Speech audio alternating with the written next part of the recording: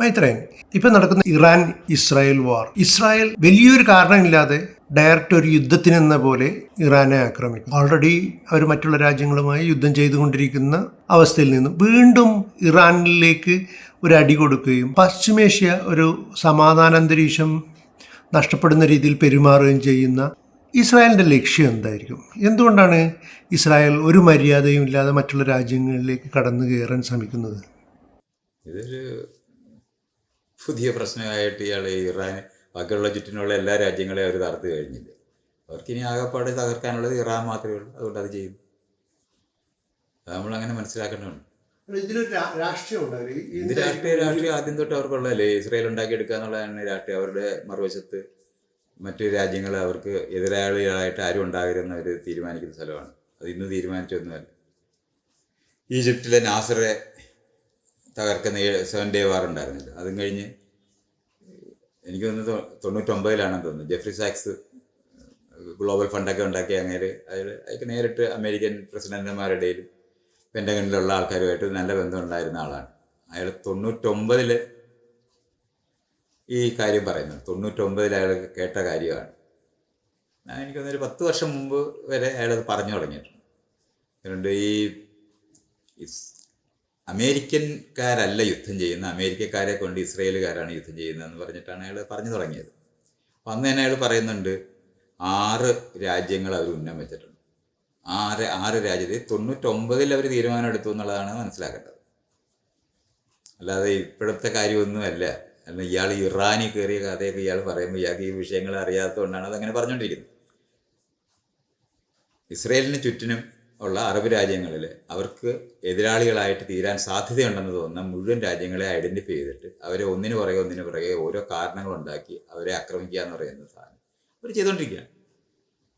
ആ ചെയ്തുകൊണ്ടിരിക്കുന്നതിൻ്റെ തുടർച്ച മാത്രമാണ് ഇത്. ഞാൻ പറഞ്ഞില്ല, 99 തീരുമാനം എടുത്തിരിക്കുക. അന്ന് നെതന്യാഹു അമേരിക്കയിലെ ചെന്ന് പെൻറ്റഗണിലുള്ള ആൾക്കാരുമായിട്ട് തീരുമാനം എടുത്തതാണത്. അതുകൊണ്ട് നമ്മളിത് ഇപ്പം തുടങ്ങിയ ഒരു സംഭവമായിട്ടോ ഇപ്പോൾ എന്താണ് ഹമാസ് ആക്രമിച്ചപ്പോഴാണ് ഇത് തുടങ്ങിയെന്നൊക്കെ പറഞ്ഞ ആൾക്കാർ ഈ പറയുമ്പോൾ ഈ അമേരിക്കൻകാർ ഞാൻ ശരിക്കും പറഞ്ഞ ഇംഗ്ലീഷുകാരാണ് ഈ അവർ കോളനൈസ് ചെയ്തിരുന്ന രാജ്യങ്ങളിൽ നിന്ന് പിൻവാങ്ങുന്ന സമയത്ത് അവസാനം പിൻവാങ്ങിയ ഒരു പ്രദേശമാണ് ഈ അറബി രാജ്യങ്ങളിലെ ആ പ്രദേശം. അവരുടെ ബിസിനസ് ഇൻട്രസ്റ്റ് എന്ന് പറയുന്ന ഓയിലുമായിട്ട് ബന്ധപ്പെട്ടാണ്. അവിടെ അവർക്കൊരു ഫുട് ഹോൾഡ് വേണം, പിൻവാങ്ങുമ്പോഴും ഒരു ഫുട് ഹോൾഡ് വേണം. അങ്ങനെ അവർ ലോകത്ത് ഉണ്ടാക്കിയിട്ടുള്ള 2-3 ഫുട് ഹോൾഡിൽ ഒന്നാണത്. മറ്റൊന്ന് ഹോങ്കോങ്ങാണ്. അത് അവസാനം അവർക്ക് ചൈനക്കാർക്ക് വിട്ടുകൊടുക്കേണ്ടി വരും. അതേപോലെ തന്നെ ഇപ്പം നമ്മൾ അമേരിക്കക്കാർ ബഹളം വയ്ക്കുന്ന ചൈനക്കാരുടെ അടുത്തുള്ള മറ്റേ തൈവാൻ, ഇതെല്ലാം നമ്മളിങ്ങനെ മനസ്സിലാക്കേണ്ടതാണ്. ആ രാജ്യങ്ങളെല്ലാം പ്രോപ്പപ്പ് ചെയ്ത് നിർത്തിയിരിക്കുന്നത് ഈ വലിയ രാജ്യങ്ങളിലായിരിക്കുന്ന അവരെ ഉപദ്രവിക്കുക എന്ന് പറയുന്നത്. സിംഗപ്പൂർ പോലും അങ്ങനെ ഉണ്ടായത്. സിംഗപ്പൂർ കുറച്ച് ഇൻഡിപെൻഡൻ്റ് ആണ് ഇപ്പോൾ, പക്ഷേ ബ്രിട്ടീഷുകാരുടെ ക്രിയേഷനാണ്. അവർ ആ മലേഷ്യൻ ഭാഗത്തുണ്ടായിരുന്നത്. മലേഷ്യ സിംഗപ്പൂർ രാജ്യമായത് എങ്ങനെയാണ്? മലേഷ്യയുടെ നേർഭാഗി അവർ സിംഗപ്പൂർ എടുത്തതല്ലേ. ഇതൊക്കെ നമ്മൾ അങ്ങനെ മനസ്സിലാക്കേണ്ടതുണ്ട്. ഈ കാര്യങ്ങളെ പറ്റി ഒന്നും അറിഞ്ഞൂടാ. അല്ലാതെ സിംഗപ്പൂർ രാജ്യം പണ്ടില്ല. ബ്രിട്ടീഷുകാർ ലോകവ്യാപകമായി സെക്കൻഡ് വേൾഡ് വാർ തകർന്ന സമയത്ത് അവരുടെ ആ ശക്തി അവർക്കില്ലാതെ അതിനെ നിയന്ത്രിക്കാൻ കഴിയാതിരിക്കുമ്പോൾ ചില സ്ഥലങ്ങളിൽ അവരുടെ വ്യാപാര താല്പര്യങ്ങൾ നിലനിർത്താൻ വേണ്ടി അവരുണ്ടാക്കിയിട്ടുള്ള ചില പ്രദേശങ്ങളാണ്. കുവൈറ്റ് എങ്ങനെയാണ്? അതാണ് ഈ ഇറാഖുകാരൻ കുവൈറ്റ് കയറുന്നതിൻ്റെ കാരണം ഇതാണ്. അത് ഈ രാജ്യങ്ങളെല്ലാം നമ്മളിങ്ങനെ മനസ്സിലാക്കേണ്ടതുണ്ട്. അതുപോലെ പ്രൊഡ്യൂസ് ചെയ്തുണ്ടാക്കിയ ഒന്നാണ് ഇസ്രയേൽ.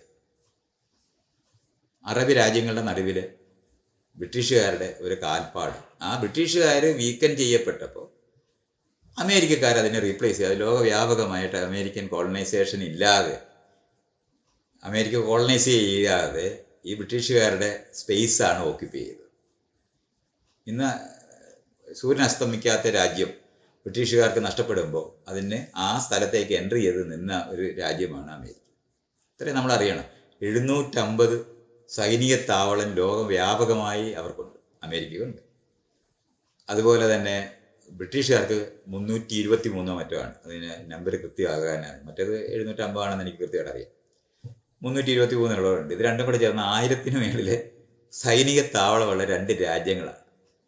ആ ഒരു കാരണം കൊണ്ട് തന്നെയാണ് ഇപ്പോൾ യൂറോപ്യൻ യൂണിയനകത്തു നിന്ന് ഇംഗ്ലണ്ട് വിട്ടുപോകുന്നത് അമേരിക്കയായിട്ട് ചേർന്ന് അവർ നിൽക്കും എന്നുള്ളതാണ്. അവർ രണ്ടുപേരും കൂടെ അലൈസാണ്. യഥാർത്ഥ നമ്മൾ നാറ്റോയിലുള്ള മറ്റുള്ള രാജ്യങ്ങളെന്ന് പറയുന്നത് ഇവരെ പേടിച്ചിട്ടാണ് അവരുടെ കൂടെ നിൽക്കുന്നവർ. അല്ലാതെ നമ്മൾ വിചാരിക്കുന്നത് ജർമ്മനിക്കോ ഫ്രാൻസിനോ അവരെ എതിർത്ത് നിൽക്കാനോ ഒക്കുന്ന സ്ഥലമില്ല. ഈ രണ്ട് രാജ്യങ്ങൾ ക്രിമിനൽ രാജ്യങ്ങളാണ്, അമേരിക്കയും ഇംഗ്ലണ്ടും. അത്രയും നമ്മൾ അറിയണം. അവരുണ്ടാക്കിയിട്ടുള്ള, അവർ പിൻവാങ്ങിയ സ്ഥലങ്ങളിലാണ് നമ്മൾ ഈ കാണുന്ന യുദ്ധങ്ങളെല്ലാം നടക്കുന്നത്. അവിടെ എല്ലാം അവർക്ക് നേരിട്ട് ഭരിക്കാൻ കഴിയാത്ത നിലവാരത്തിൽ ജനങ്ങൾ മാറി. കോളനൈസേഷൻ എന്ന് പറയുന്ന കൺസെപ്റ്റ് ഉണ്ടാകുന്നത് അതിനു മുമ്പ് വരെ രാജാക്കന്മാർ ഒരു രാജ്യം ആക്രമിച്ച് കീഴടക്കി അവരുടെ രാജ്യമാക്കി മാറ്റി അവിടെ തന്നെ അവർ ജീവിക്കുക എന്നുള്ളതായിരുന്നു ചെയ്തിരുന്നത്. ഈ യൂറോപ്പിൽ നിന്ന് വന്ന ആൾക്കാർ മാത്രമാണ് മറ്റ് രാജ്യങ്ങൾ, അവർ കീഴടക്കിയ രാജ്യങ്ങളെ കൊള്ളയടിച്ച് കൊണ്ടുപോകുന്ന പ്രവണത ഉണ്ടായതിനെയാണ് നമ്മൾ ഈ കോളനൈസേഷൻ എന്ന് പറയുന്നത്. ഈ വ്യത്യാസം നമ്മൾ മനസ്സിലാക്കണം.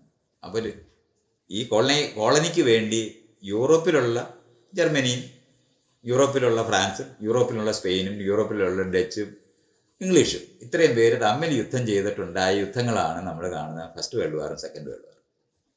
അതിനകത്ത് എല്ലാവരും തകർന്നു പോകുക എന്നുള്ളതാണ് സംഭവിച്ചത്. യുദ്ധം ചെയ്ത് 4-5 വർഷം ട്രെഞ്ച് വാർഫെയർ നടത്തി അന്ന് യുദ്ധത്തിൽ ഇടപെടാതെ നിന്നിരുന്ന ഒരു ബലമുള്ള രാജ്യമാണ് അമേരിക്ക. ഇതാണ് അതിൻ്റെ ഹിസ്റ്ററി. അപ്പം അന്ന് പിൻവാങ്ങിയ അവരെ കൊള്ളയടിച്ച് പിൻവാങ്ങാൻ നിർബന്ധിക്കപ്പെടുന്നതാണ്, അല്ലാതെ ചുമ്മാതെ പിൻവാങ്ങിയതല്ല. അവർ കൊള്ളയടിച്ചുകൊണ്ട് പോകുന്നത് കാരണം കൊണ്ട് മറ്റേ രാജാക്കന്മാർ അതുവരെ ഉണ്ടായിരുന്ന മനുഷ്യ ചരിത്രത്തിലെ രാജ്യങ്ങളെന്ന് പറയുന്നത്, ഒരു രാജ്യം ഒരു കൂട്ടരെ പിടിച്ചാൽ ആ രാജ്യം അവരുടേതാക്കി മാറ്റുക എന്നുള്ളതാണ്. അതിനു മുമ്പ് കുറച്ച് പേര് കപ്പം കൊടുക്കുക എന്ന് പറയുന്ന കൺസെപ്റ്റ് ഉണ്ട്. കപ്പം കൊടുക്കുക എന്ന് പറഞ്ഞാൽ വാസൽ സ്റ്റേറ്റ്സ് എന്നതിന് പറയും. അപ്പോൾ പോലും ഇവർ നേരിട്ട് ഭരിക്കത്തില്ല. നേരിട്ട് ഭരിക്കുന്ന സമയത്ത് അവരുടെ രാജ്യമാക്കി അവർ മാറ്റുക ചെയ്യുന്നത്. ഇത് നേരെ തിരിച്ചാണ് ഈ കോളനൈസേഷൻ. യൂറോപ്യൻസ് ആണ് ഇത്തരത്തിലുള്ള വളരെ മെത്തോഡിക്കലായി എല്ലാ രാജ്യങ്ങളെയും കീഴടക്കിയ രാജ്യങ്ങളെ കൊള്ളയടിച്ച് അവിടുന്ന് കൊണ്ടുപോകുക എന്ന് പറയുന്നൊരു സംഭവമുണ്ട്. അവിടുത്തെ ലോക്കൽ ഇൻഡസ്ട്രികൾ ഡിസ്ട്രോയ് ചെയ്ത് കളയുക എന്ന് പറയുന്നൊരു പണിയായിരുന്നു. ഇതിൻ്റെ ഈ ഒരു പ്രോസസ്സ് കടന്നു വന്നപ്പോഴാണ് ശരിക്കും പറഞ്ഞാൽ രാജാക്കന്മാർക്കെതിരായിട്ടുള്ള വികാരം ജനങ്ങളിൽ ഉൽപ്പാദിപ്പിക്കുന്ന നിലവാരത്തിൽ അത് മാറി. ബ്രിട്ടീഷ് രാജാവാണുള്ളത്, ഫ്രഞ്ച് രാജാവാണ്, രാജാക്കന്മാർ തന്നെയാണ് ഭരിച്ചിരുന്നത്. പക്ഷേ അതുവരെ മറ്റ് രാജാക്കന്മാർ കീഴടക്കി ഭരിക്കുമ്പോൾ അവർ കൊള്ളയടിച്ചു കൊണ്ടുപോകുന്ന സംവിധാനങ്ങളില്ല. അതാത് രാജ്യങ്ങൾ, ഇപ്പോൾ നമ്മൾ ഇന്ത്യയിലെ അറബ് രാജ്യങ്ങൾ, മറ്റേ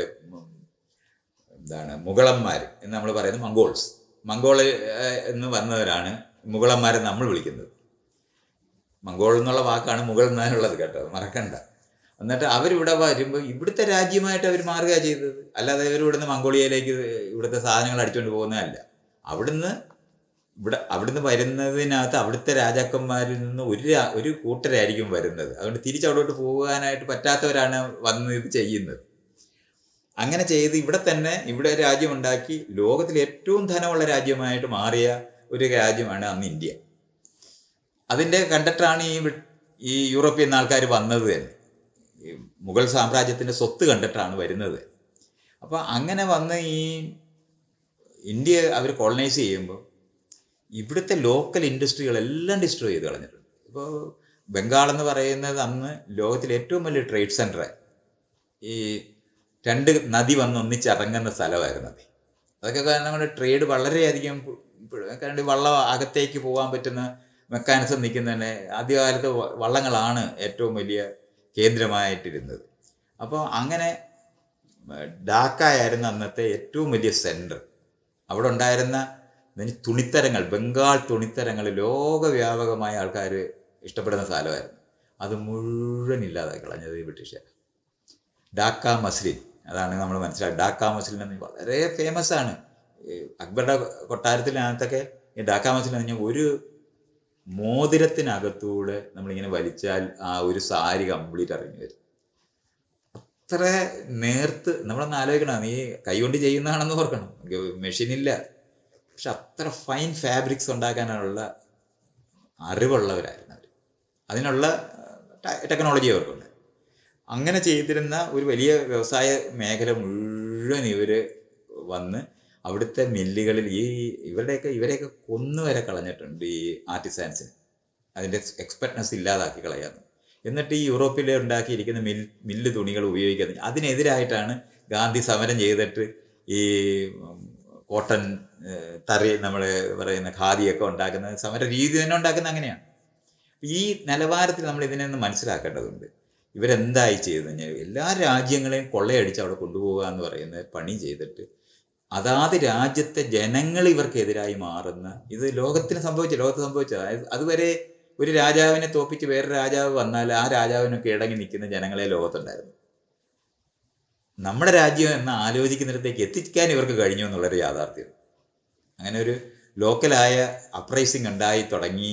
അതിൻ്റെ അകത്ത് ഈ യൂറോപ്യൻ രാജ്യങ്ങൾ പരസ്പരം തമ്മിലടിച്ച് എല്ലാവരും ഒന്നിച്ച് തോക്കുക എന്ന് പറഞ്ഞാൽ ലോകമഹായുദ്ധത്തിൽ ജയിച്ചു എന്ന് നമ്മൾ പറയുമ്പോൾ എല്ലാവരും തോറ്റു പോകുമായിരുന്നു. കാരണം ജർമ്മനി ഇംഗ്ലണ്ടിനെ അങ്ങ് തകർത്ത് തരിപ്പണമാക്കി കളഞ്ഞാൽ. എന്നാൽ അമേരിക്കൻ സപ്പോർട്ട് കിട്ടി.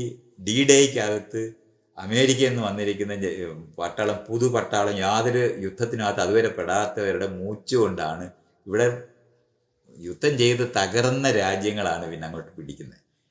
ഒരു വശത്തൂടെ റഷ്യക്കാർ മുന്നോട്ട് വരികയും റഷ്യയെ കീഴടക്കുക എന്ന് പറയുന്നത് ഈ റഷ്യൻ വിൻ്റർ കടക്കുക എന്ന് പറയുന്നത് ആർക്കും കഴിയാതെ പോയിരിക്കുന്ന ഒരു സ്ഥലമാണ്.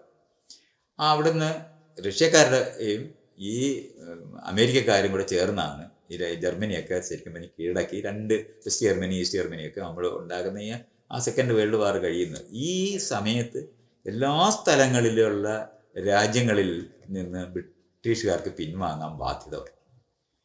അപ്പോൾ അവർ കണ്ടെത്തിയ ഒരു മെക്കാനിസമാണ്. അവർക്ക് ലോകവ്യാപകമായി പെട്രോളിയത്തിൻ്റെയും അതുപോലെ തന്നെ ഈ കോൾ, ഇതുപോലുള്ള യുറേനിയം, നമ്മൾ ഈ ധാതുക്കൾ നിൽക്കുന്ന മേഖല മുഴുവനും അവരുടെ വ്യവസായങ്ങൾക്ക് ഉപയോഗിച്ചുകൊണ്ടിരിക്കുന്ന സമയമാണ്.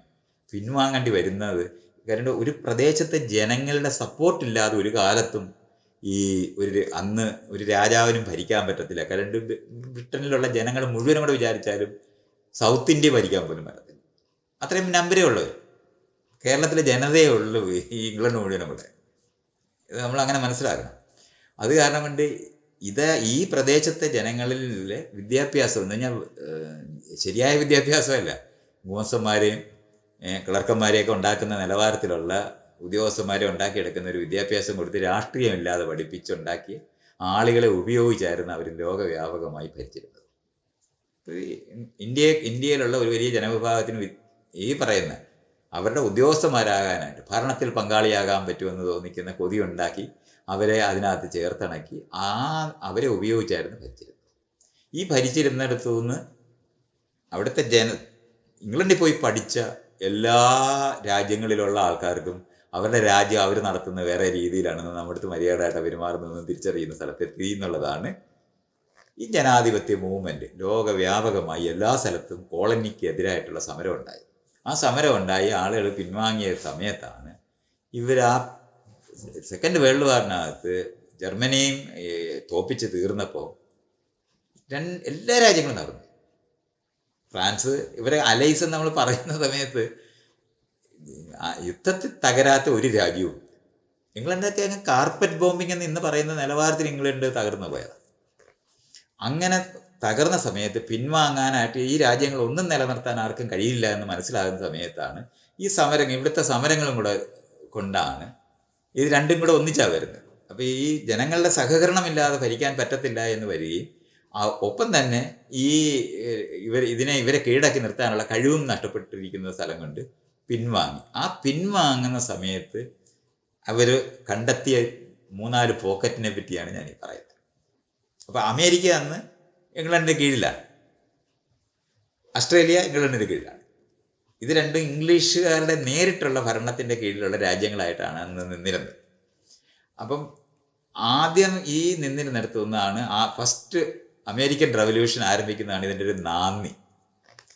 ഈ മറ്റ് രാജ്യങ്ങളിലേക്ക് നമ്മൾ ഈ പറയുന്ന സ്വാതന്ത്ര്യ സമരത്തിൻ്റെ യുക്തി വരുന്നത് അമേരിക്കയുടെ സമരമാണ്. അങ്ങനെ അമേരിക്കയിൽ ഇംഗ്ലീഷുകാരുടെ കൂടെ നിൽക്കണമെന്ന് ആഗ്രഹിക്കുന്ന അമേരിക്കക്കാരും ഇംഗ്ലീഷുകാരിൽ നിന്ന് മോചിക്കണമെന്ന് ആഗ്രഹിച്ച അമേരിക്കക്കാരും തമ്മിലുള്ള ആദ്യത്തെ സിവിൽ വാർ ഉണ്ടായി.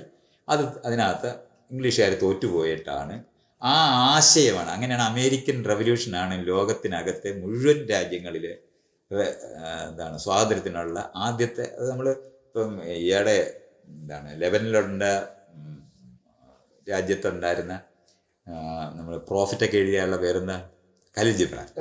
ഖലീൽ ജിബ്രാൻ എഴുതിയിരിക്കുന്നത് ഇങ്ങനെ, അമേരിക്ക എന്ന് പറയുന്നത് സ്വപ്നമാണെന്നൊക്കെ എഴുതുന്നത്. അയാൾ എഴുതിയിട്ടുള്ള വരികൾ വായിക്കണം. അത് വായിക്കുമ്പോൾ നമ്മൾ ആകെ അന്തം വിടും. നമുക്ക് അറിയാവുന്ന അമേരിക്ക എന്ന് പറഞ്ഞാൽ ലോകം മുഴുവൻ ബോംബ് ചെയ്യുന്നവരല്ലേ. ഈ ജിബ്രാൻ എന്താ എഴുതി വെച്ചിരിക്കുന്നതൊക്കെ തോന്നും. പക്ഷേ ഈ ലിബർട്ടിയെ പറ്റിയുള്ള യഥാർത്ഥത്തിൽ അന്നത്തെ ആ ആദ്യകാലത്തെ എല്ലാ രാജ്യത്തെയും ജനങ്ങളുടെ സ്വപ്നമായി മാറിയ ഒരു സ്ഥലമായിരുന്നു അമേരിക്ക. ലോകം മുഴുവനുള്ളത്. പക്ഷേ ബ്രിട്ടീഷ് ഡോമിനേഷൻ. ആ ബ്രിട്ടീഷ് ഡോമിനേഷൻ എന്ന് പറയുന്നതിനും ബ്രിട്ടനോട് ചേർന്ന് നിന്ന കൺസർവേറ്റീവ്സ് എന്ന് വിളിക്കുന്ന വിഭാഗവും കൂടെ ചേർന്നിട്ടാണ് റിപ്പബ്ലിക്കൻസ് എന്ന് നമ്മളിന്ന് വിളിക്കുന്നവരും അവിടുത്തെ ഡെമോക്രാറ്റ്സ് എന്ന് വിളിക്കുന്നവരും തമ്മിലുള്ള സിവിൽ വാറും കഴിഞ്ഞ് ജയിക്കുന്ന സമയത്ത് ഇതൊരു ബലാബലമാണ്. കഷ്ടിച്ച് ജയിക്കുക എന്നുള്ളത് മാത്രമേ ഉള്ളൂ. അത് സ്ലേവറിക്കെതിരായിട്ടുണ്ടായ ഒരു സമരം കൂടെ ആയി മാറുകയൊക്കെ ചെയ്യുന്നതാണ് കൊണ്ട് എല്ലാവരുടെയും സ്വപ്നമായിരുന്നു അമേരിക്ക. അങ്ങനെ നിന്ന രാജ്യം ഈ കോളനൈസേഷന് സമയത്ത് അതിനെതിരായിട്ട് ആദ്യമായി തുടങ്ങിയ രാജ്യമായിട്ട് മാറുന്നുണ്ട്. പക്ഷെ അതൊരു 100 കൊല്ലം മുമ്പാണ് നടന്നത്. അതിന് ശേഷമാണ് നമ്മൾ ഈ ഈസ്റ്റ് ഏഷ്യയിലെ എല്ലാം സ്വാതന്ത്ര്യ സമരം ആരംഭിക്കുന്നത്. അപ്പോൾ ഒരു 90കളിൽ 1900 ആ വർഷങ്ങളിൽ നമ്മളിങ്ങനെ നോക്കിയാൽ ലോകവ്യാപകമായി ഇത് സംഭവിക്കുന്നത് കാണാൻ പറ്റും. സ്വാതന്ത്ര്യ സമരങ്ങൾ. ആ സ്വാതന്ത്ര്യ സമരങ്ങൾ വലിയ രാജ്യങ്ങളായിരുന്നിടത്താണ് ആരംഭിക്കുന്നത്. ചൈനക്കാരെ എതിർക്കുന്നുണ്ട്, ഈ ഇന്ത്യക്കാരെ എതിർക്കുന്നുണ്ട്, മലേഷ്യ, ഇന്തോനേഷ്യ, ഇതെല്ലാ രാജ്യങ്ങളും. മറ്റേത് ലോക്കൽ പോപ്പുലേഷൻ തീരെ ഇല്ലാതിരിക്കുന്ന ഓസ്ട്രേലിയയിലൊക്കെ ജനങ്ങൾ ഇല്ലാതായിപ്പോയി. അവരെ കൊന്ന് തീർത്ത് കളഞ്ഞവർ. ഇതുപോലായിരുന്നു ഈ സൗത്ത് അമേരിക്കയിലുമൊക്കെ ഉള്ളത്. നോർത്ത് അമേരിക്കയിൽ പിന്നെ ഒരാൾ പോലും ഇല്ലാതായി പോയിട്ടാണ് ഉണ്ടായിപ്പോയത്. അപ്പോൾ ആ സ്ഥലങ്ങളിൽ മാത്രമാണ് ലോക്കൽ പോപ്പുലേഷൻ്റെ സമരം. ഇതോ ഈ ഞാൻ ഈ പറയുന്ന അമേരിക്കൻ റവല്യൂഷൻ എന്ന് പറയുന്നത് അമേരിക്കയിലുള്ള യൂറോപ്യൻ കുടിയേറ്റക്കാരായിരിക്കുന്നവർ തമ്മിലുള്ളൊരു വഴക്ക് മാത്രമാണ്. ബ്രിട്ടീഷ് വിഭാഗങ്ങളിനകത്ത് കൺസർവേറ്റീവ്സ് എന്നും ലിബറൽസ് എന്നും നമ്മൾ പറയുന്ന ആ വിഭാഗത്തിൻ്റെ മാത്രം ആയിരുന്നു. മറ്റേ ലോക്കലായ ജനങ്ങളുടെ അപ്രൈസിങ് അല്ല. അത് ഓസ്ട്രേലിയയിലും ഉണ്ടായിട്ടില്ല, ഇംഗ്ലണ്ടിലും അമേരിക്കയിലും ഉണ്ടായിട്ടില്ല. അതും നമ്മൾ ഇതുപോലെ മനസ്സിലാക്കണം. അതേസമയത്ത് ബാക്കിയുള്ള സ്ഥലങ്ങളിലെല്ലാം പോപ്പുലേഷൻ വളരെ വലുതാണ്. ഇന്ത്യയും ചൈനയും ജപ്പാൻ, ഈ മലേഷ്യ, ഇന്തോനേഷ്യ ഒക്കെ മുഴുവൻ സ്ഥലങ്ങളിലും. അപ്പം ആ നിന്നിരുന്ന രാജ്യങ്ങളിലെ ജനങ്ങൾ ഇവർക്കെതിരായിട്ട് മാറുമ്പോഴാണ് നമ്മൾ ഇന്ന് പറയുന്ന. അപ്പം ഫ്രഞ്ചുകാരോട് ചേർന്ന് ബ്രിട്ടീഷുകാർക്കെതിരെ സമരം ചെയ്യുന്നത് നമ്മളിപ്പോൾ ഇന്ത്യയിലൊക്കെ തന്നെ എടുത്ത് എത്ര കണ്ട്. ഇപ്പം ടിപ്പു സുൽത്താൻ ഫ്രഞ്ചുകാരോട് ചേർന്നാണ് ബ്രിട്ടീഷുകാരെ എതിർക്കുന്നത്. ഇവിടെ നമ്മൾ കേരളത്തിൻ്റെ കാര്യം എടുത്താൽ ഈ തൃശ്ശൂര് അയാളുടെ രാജ്യത്തിന് വേണ്ടി മാത്രമാണ് അയാൾ നിന്നത്. അയാൾ ബ്രിട്ടീഷ് വിരുദ്ധ രാജാവൊന്നും അല്ല നമ്മൾ പഴശ്ശി രാജാവ്. ബ്രിട്ടീഷുകാരുമായിട്ട് ചേർന്ന് നിന്ന് ചെയ്തിരുന്ന സമയമുണ്ട്. ഇതൊക്കെ നമ്മളിങ്ങനെ അറിയണം. അപ്പോൾ ആ അല്ലാതെ ഈ രാജ്യം ഇന്ന് നമ്മൾ മനസ്സിലാക്കുന്ന രാജ്യങ്ങളെ പറ്റിയുള്ള ധാരണകളോ കാര്യങ്ങളോ ഉണ്ടായിട്ടുള്ള സമരങ്ങളൊന്നും അല്ല അതൊന്നും തന്നെ.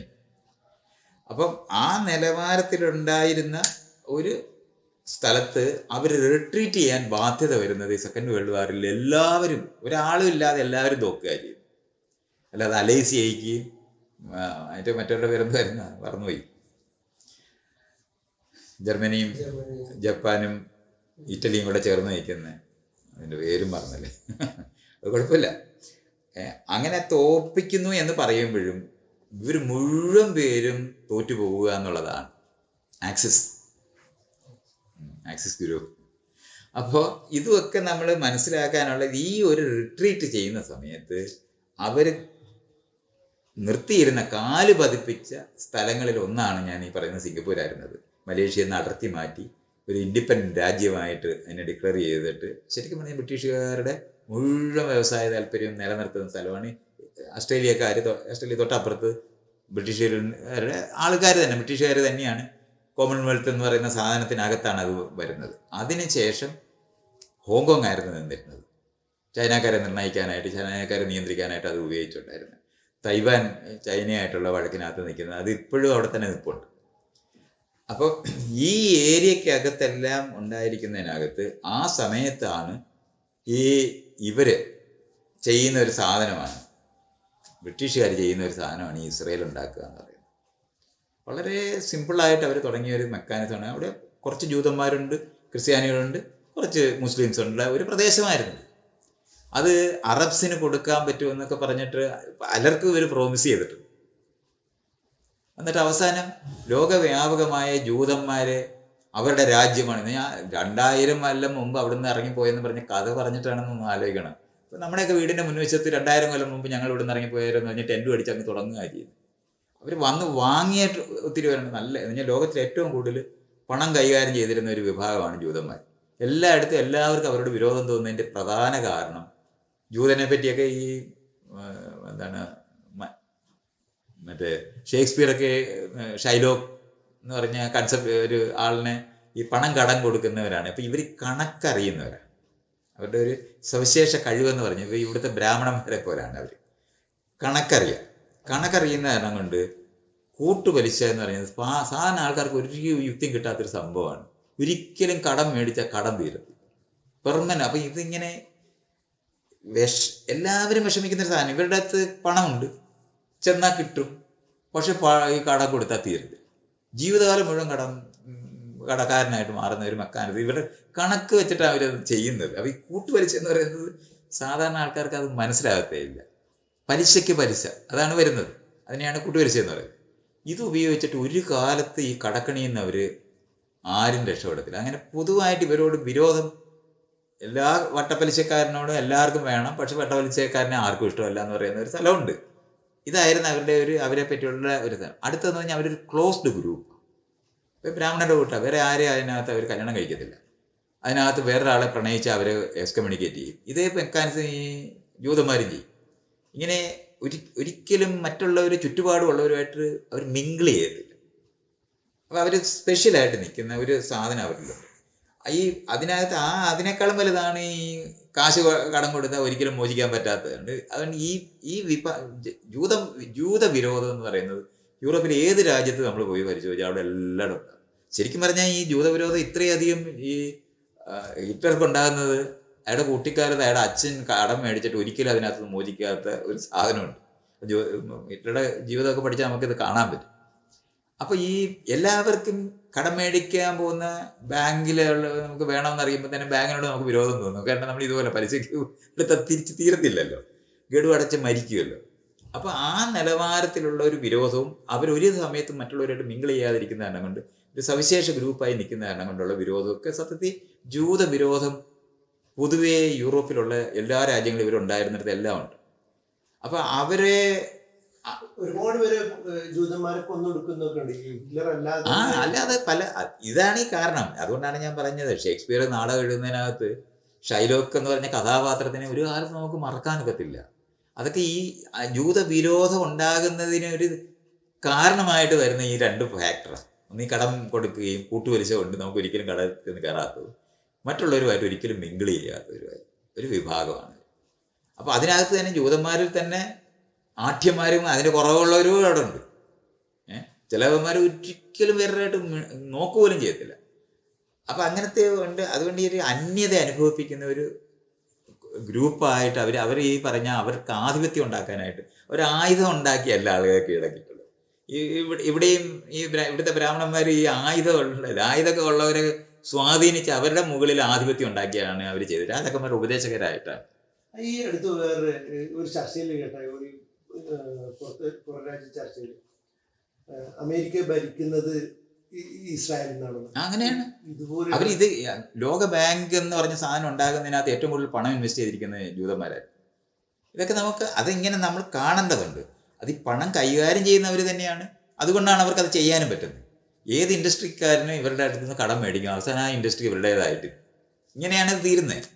നമ്മൾ ഈ സ്വിറ്റ്സർലൻഡിൽ ഈ പണം ഇടുന്ന സ്ഥലങ്ങളിലും എല്ലാം ഇവരുടെ അതൊരു മെക്കാനിസമായിട്ട് അവർക്ക് കണ്ടുപിടിച്ച് അത് സവിശേഷമായ കഴിവുള്ളവരായിട്ട് അവർ മാറുന്നുണ്ട്. അപ്പോൾ അതാണ് അവരുടെ.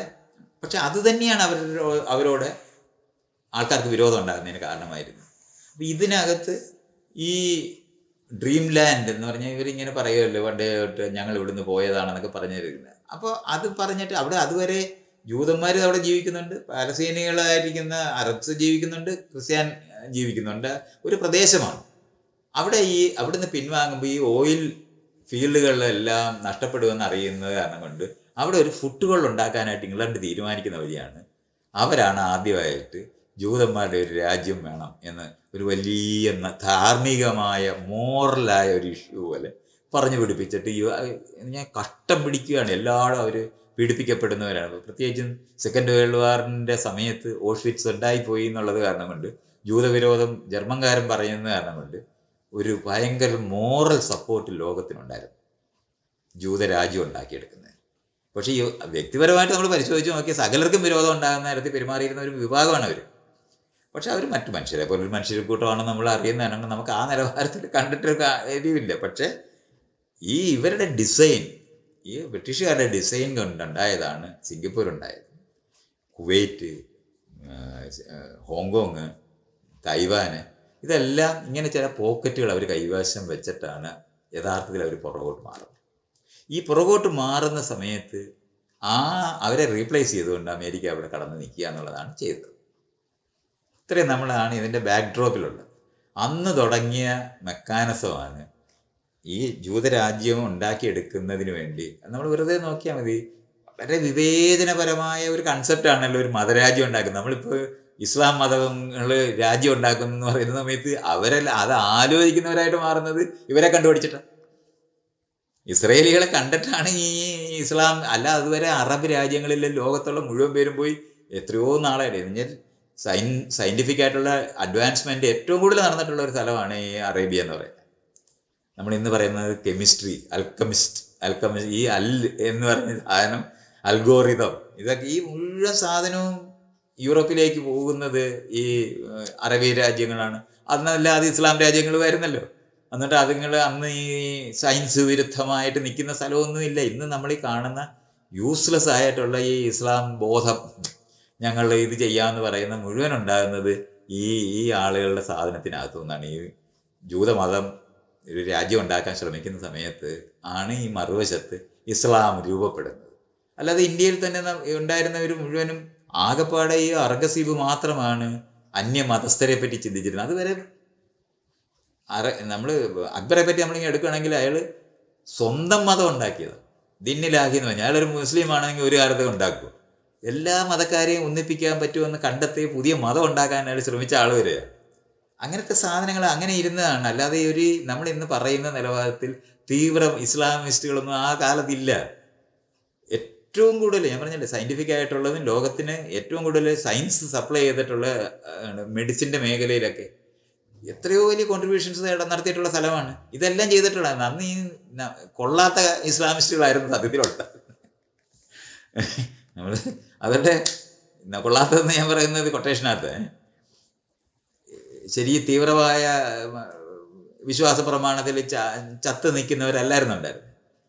ഇത് പൊളിറ്റിക്കലായ സാധനമായിട്ട് അത് മാറുന്ന സമയത്താണ് ജൂതരാജ്യം ഉണ്ടാക്കുന്നത്. ആ ജൂതരാജ്യം ഉണ്ടാക്കി അവർ നിലനിർത്താനായിട്ട് ശ്രമിച്ചപ്പോൾ തൊട്ട് അവർ ചെയ്ത മെക്കാനിസമാണ് വന്ന് ഓരോ വീടിൻ്റെ വാതിക്കലൊക്കെ ടെൻ്റ് അടിച്ച് അങ്ങ് താമസിക്കാൻ തുടങ്ങി. ഇവർ പണമുള്ളത് കാരണം കൊണ്ട് ഒരുവിധമുള്ളവർക്കൊക്കെ പണം കൊടുത്ത് വാങ്ങാൻ തുടങ്ങി. വലിയ മേഖല വാങ്ങി അവർ മാറ്റി. അപ്പോൾ ഒരു ലെജിറ്റിമേറ്റ് ആയിട്ട് തന്നെ നിൽക്കുന്ന ഒരു വലിയ സ്ഥലമുണ്ട്. അത് കഴിഞ്ഞിട്ടാണ് ഈ ദരിദ്രരായ ജൂതന്മാരുമുണ്ട്, പണക്കാരായവർ പോയി വാങ്ങി മാറ്റി.